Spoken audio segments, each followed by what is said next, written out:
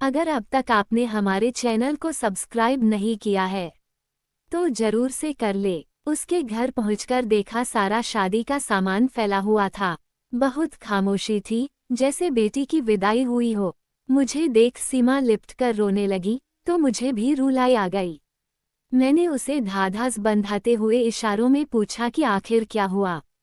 Hello सीमा, मैं रुचि बोल रही हूँ। हाँ रुचि बोलो, आज तुझे मेरी याद कैसे आई?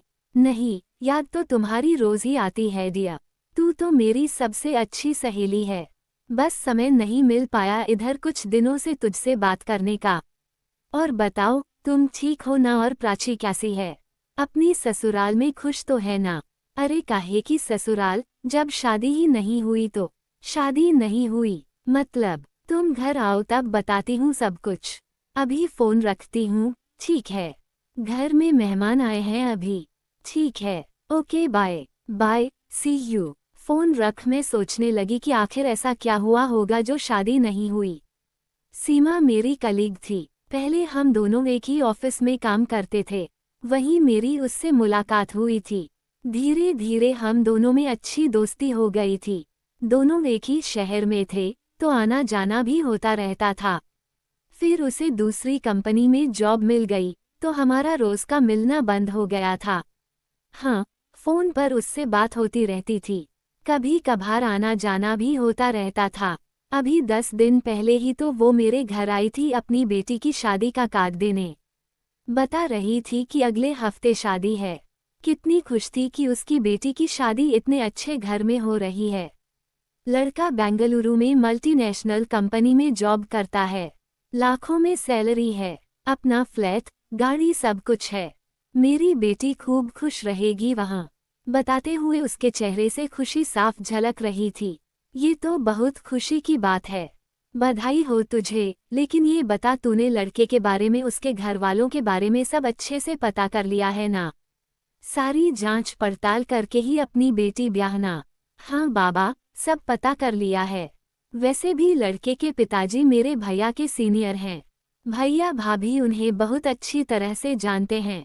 काफी आना जाना है उनका मेरे भैया के घर। भाई ने ही ये रिश्ता कराया है। सब उनका जाना समझा है। लड़के को तो भैया बचपन से जानते हैं। अच्छा, तुम आना जरूर। अब मैं चलती हूँ। हाँ हाँ, मैं जरूर आऊंगी, कहकर मैंने उसे विदा किया। पर शादी के 2 दिन पहले मेरे ससुर जी की तबीयत अचानक से बहुत खराब हो गई थी। उन्हें एडमिट करना पड़ा, तो इसलिए शादी वाले दिन मैं शाम में ही उसके घर गई थी और शगुन और आशीर्वाद देकर जल्दी ही लौट आई थी। क्योंकि मैं पूरी शादी तक रुक नहीं पाई थी, इसलिए मुझे पता ही नहीं था कि आखिर क्या बात हुई जो शादी नहीं हुई। इसकी वजह जानने की उत्सुकता बढ़ती जा रही थी। अतः दूसरे दिन रविवार को ही मैं उसके घर पहुंच गई थी। उसके घर पहुंचकर देखा सारा शादी का सामान फैला हुआ था। बहुत खामोशी थी, जैसे बेटी की विदाई हुई हो। मुझे देख सीमा लिपट कर रोने लगी तो मुझे भी रुलाई आ गई। मैंने उसे ढाढ़स बंधाते हुए इशारों में पूछा कि आखिर क्या हुआ।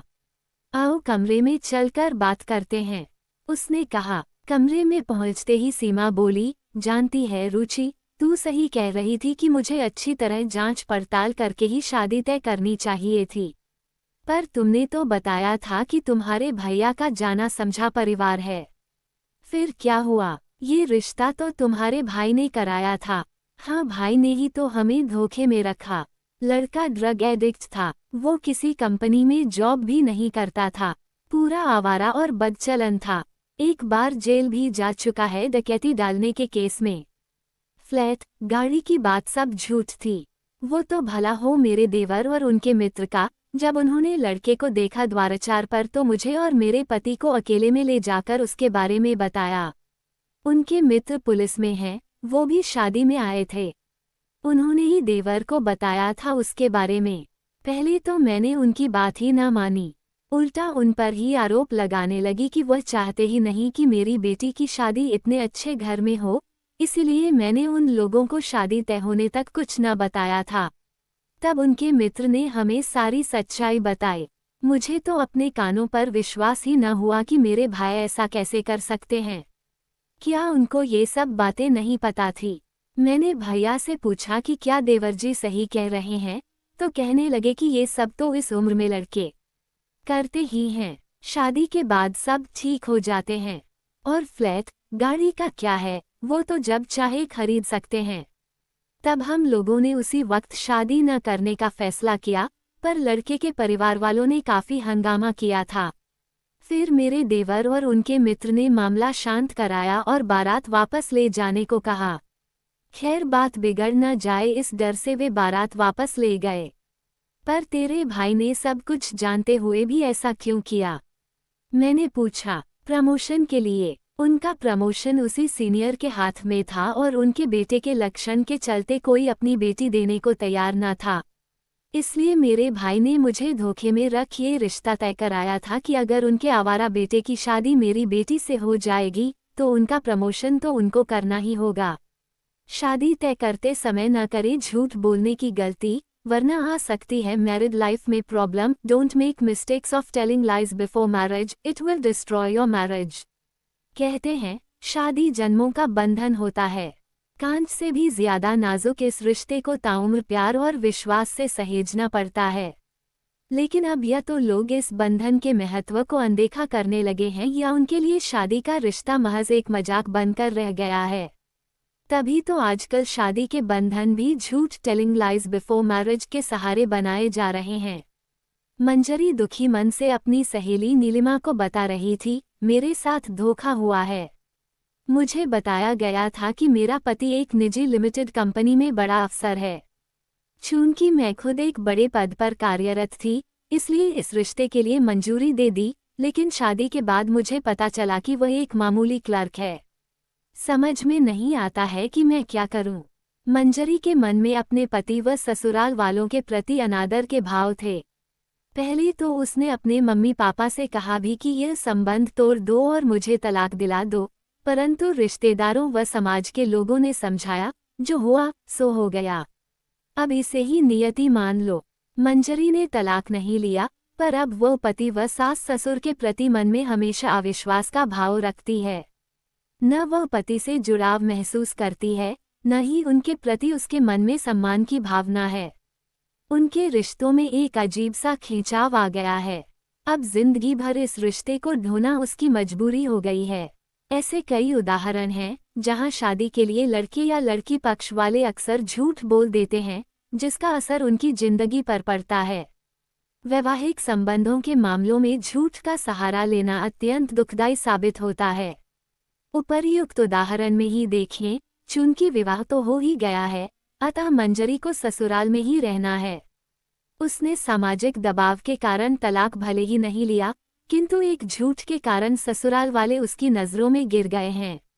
अक्सर वैवाहिक संबंध स्थापित करने के लिए कभी वर पक्ष तो कभी वधू पक्ष झूठ का सहारा लेने लगते हैं।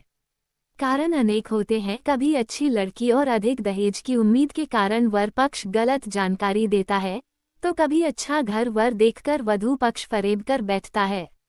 उस समय उनके मन में यह विचार नहीं उठता कि बाद में जब सच्चाई सामने आएगी तब क्या होगा। विवाह संबंधों के लिए कई तरह के झूठ बोले जाते हैं। लड़की या लड़की की उम्र कम बताना, लड़की के गुणों की बढ़ा चढ़ाकर प्रशंसा करना, लड़के की पढ़ाई, नौकरी या फिर उसकी कमाई 2-3 गुना बता देना, बीमारियों को छिपाना, गलत चाल चलन और आदतें आदि। कई बार वर या वधू के माता पिता द्वारा संपूर्ण तथ्य सही बताने के बावजूद बिचौलिए या शादी ब्याह के दलाल, मैट्रिमोनियल एजेंट या कथित एजेंसियां अपने मोटे कमीशन की लालच में जैसे तैसे झूठे सच्चे वादे एवं गलत जानकारियां देकर रिश्ते करवा देते हैं। बाद में सच्चाई सामने आने पर वर और वधू लड़ते झगड़ते रहते हैं। पति पत्नी में तनातनी चलती रहती है और कई बार मामला अदालत तक पहुंच जाता है, जिसकी परिणति तलाक के रूप में होती है। वस्तुतः विवाहोपरांत किसी रिश्तेदार या अन्य माध्यम से जब प्रभावित पक्ष को झूठ का पता चलता है, तो वह ठगा सा महसूस करता है और आक्रामक हो उठता है।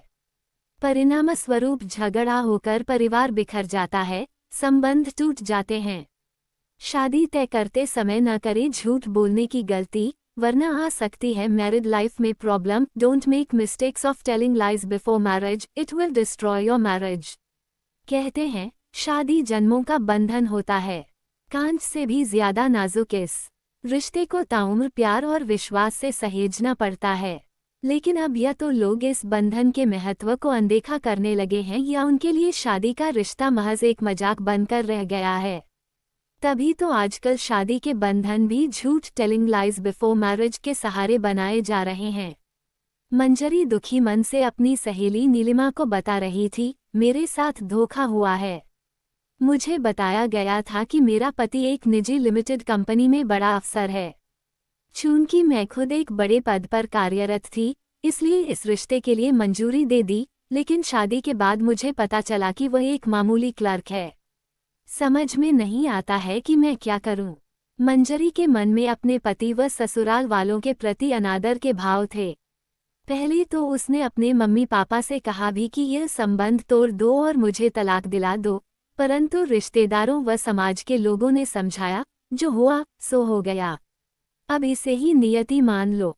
मंजरी ने तलाक नहीं लिया, पर अब वो पति व सास ससुर के प्रति मन में हमेशा अविश्वास का भाव रखती है। न वह पति से जुड़ाव महसूस करती है, न ही उनके प्रति उसके मन में सम्मान की भावना है। उनके रिश्तों में एक अजीब सा खिंचाव आ गया है। अब जिंदगी भर इस रिश्ते को ढोना उसकी मजबूरी हो गई है। ऐसे कई उदाहरण हैं जहां शादी के लिए लड़के या लड़की पक्ष वाले अक्सर झूठ बोल देते हैं, जिसका असर उनकी जिंदगी पर पड़ता है। वैवाहिक संबंधों के मामलों में झूठ का सहारा लेना अत्यंत दुखदायी साबित होता है। उपर्युक्त उदाहरण में ही देखें, चूंकि विवाह तो हो ही गया है, अतः मंजरी को ससुराल में ही रहना है। उसने सामाजिक दबाव के कारण तलाक भले ही नहीं लिया, किंतु एक झूठ के कारण ससुराल वाले उसकी नज़रों में गिर गए हैं। दोनों पक्ष करते हैं गलती। अगर अब तक आपने हमारे चैनल को सब्सक्राइब नहीं किया है तो जरूर से कर ले। अक्सर वैवाहिक संबंध स्थापित करने के लिए कभी वर पक्ष तो कभी वधू पक्ष झूठ का सहारा लेने लगते हैं। कारण अनेक होते हैं। कभी अच्छी लड़की और अधिक दहेज की उम्मीद के कारण वर पक्ष गलत जानकारी देता है, तो कभी अच्छा घर वर देखकर वधू पक्ष फरेब कर बैठता है। उस समय उनके मन में यह विचार नहीं उठता कि बाद में जब सच्चाई सामने आएगी तब क्या होगा। वैवाहिक संबंधों में बोले जाने वाले झूठ। विवाह संबंधों के लिए कई तरह के झूठ बोले जाते हैं। लड़की या लड़की की उम्र कम बताना, लड़की के गुणों की बढ़ा चढ़ाकर प्रशंसा करना, लड़के की पढ़ाई, नौकरी या फिर उसकी कमाई 2-3 गुना बता देना, बीमारियों को छिपाना, गलत चाल चलन और आदतें आदि। मैरिज ब्यूरो वालों की संदिग्ध भूमिका। कई बार वर या वधू के माता पिता द्वारा संपूर्ण तथ्य सही बताने के बावजूद बिचौलिए या शादी ब्याह के दलाल, मैट्रिमोनियल एजेंट या कथित एजेंसियां अपने मोटे कमीशन की लालच में जैसे तैसे झूठे सच्चे वादे एवं गलत जानकारियां देकर रिश्ते करवा देते हैं। बाद में सच्चाई सामने आने पर वर और वधू लड़ते झगड़ते रहते हैं। पति पत्नी में तनातनी चलती रहती है और कई बार मामला अदालत तक पहुंच जाता है, जिसकी परिणति तलाक के रूप में होती है। वस्तुतः विवाहोपरांत किसी रिश्तेदार या अन्य माध्यम से जब प्रभावित पक्ष को झूठ का पता चलता है, तो वह ठगा सा महसूस करता है और आक्रामक हो उठता है। परिणामस्वरूप झगड़ा होकर परिवार बिखर जाता है, संबंध टूट जाते हैं। आजकल की फास्ट लाइफ में किसी के पास किसी के लिए वक्त नहीं है, इसलिए आपसी संबंध खत्म होने लगे हैं। शायद यही वजह है कि अब अधिकतर शादियां इंटरनेट के जरिए हो रही हैं, जहां बायोडेटा में गलत जानकारियां दे दी जाती हैं। अब पहले जमाने की तरह खानदान का विस्तार तो रहा नहीं, परिवार सिमटकर पति पत्नी और 2 बच्चों तक रह गया है। ऐसे में शादी के लिए खानदान की जांच पड़ताल करवा पाना भी मुश्किल हो जा रहा है।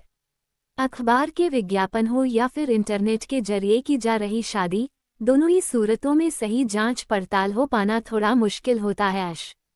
पर यह भी ध्यान रखिए कि ये 2 जिंदगियों का सवाल है। जब तक सामने वाले पक्ष के बारे में पूर्ण जानकारी प्राप्त न कर लें, शादी के लिए जल्दबाजी न करें, वरना कहीं आपको ताउम्र पछताना न पड़ जाए। हरगिज न छिपाएं बीमारी। रागिनी किशोरावस्था पार कर गई, पर उसे मासिक नहीं हुआ। 3 साल तक लगातार इलाज और उसके बाद मामूली ऑपरेशन से भी कोई फायदा नहीं हुआ।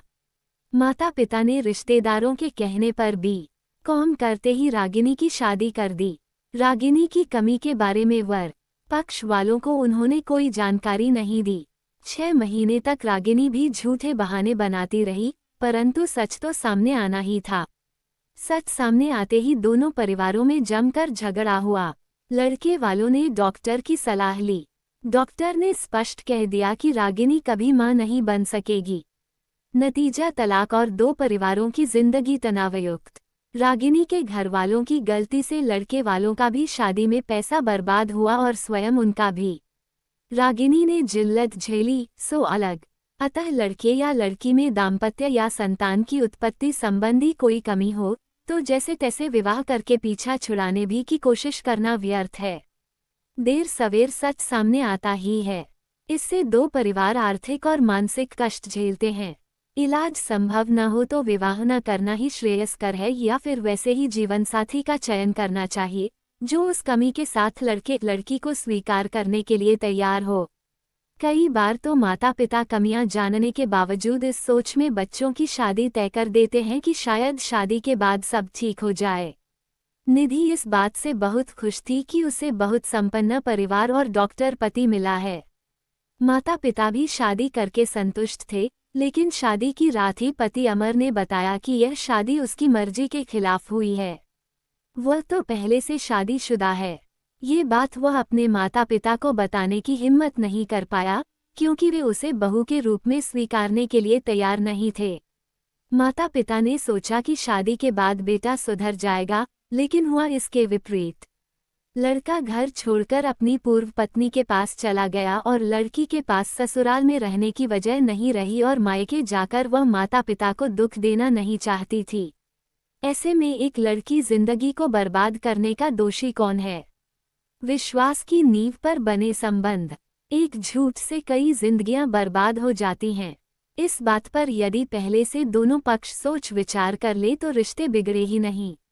एक बार शादी हो जाए फिर सब ठीक हो जाएगा, ऐसा सोचकर जैसे तैसे झूठी सच्ची बातें बनाकर तय किए गए संबंधों का नतीजा कभी भी अच्छा नहीं होता। कई बार तो लड़का या लड़की आत्महत्या जैसे प्राणघाती कदम उठा लेते हैं। अतः समझदारी इसी में है कि तथ्यों को सही सही बयान करें।